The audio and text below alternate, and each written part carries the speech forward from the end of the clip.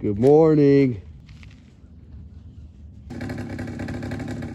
Game of follow the leader out here. I went ahead and grabbed these two washers out of the building.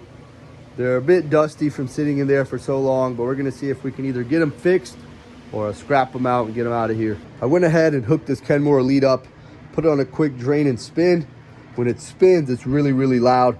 The bearings are bad here. I must have been keeping it for parts. A bearing job really isn't worth my time or money. So we're gonna take off all the good parts, get rid of this machine, then we'll move on to this one. Look who decided to come back.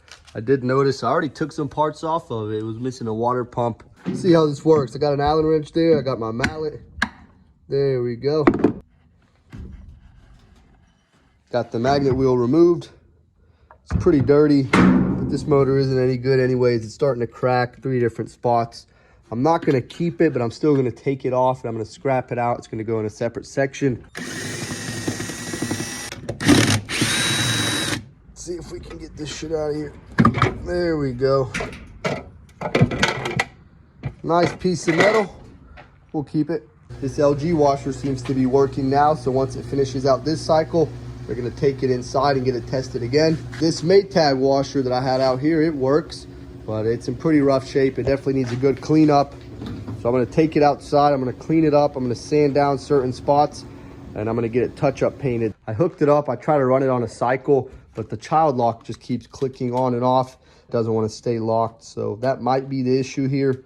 We'll jump into that and see what we can do here. I took the door off of it because it's having some issues. I'm gonna need to take these plastic hinges off that hold the door in place, get these little spots sanded. Also, I'm gonna have to replace the plastic hinges on the door itself. This one's good, but this one's broke, so we're gonna have to find another one of those. I found everything I need to fix this door, so we're gonna have to get it cleaned up first. I went ahead and took these plastic hinges off.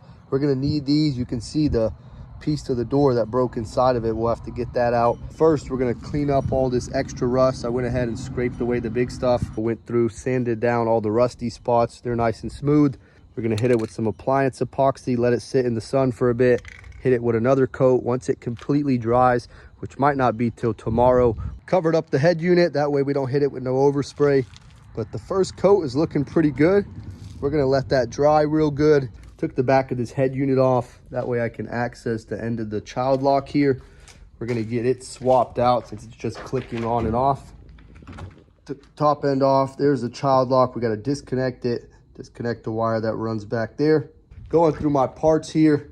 I got another child lock. These things go bad quite often, so I keep them whenever I can. So that seemed to solve my problem. It's locking the lid. It's letting water in the drum, and it's actually moving the drum.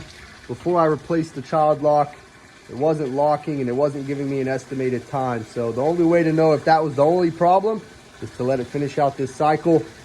Looks like the sheep made their way back in there. Guy looks scary in the dark. These two guys, straight to playing. This guy found some kind of bone already. Another day closing out. We got all the animals taken care of. We're gonna head back up the hill, get these two girls fed, head inside, start working on some dinner.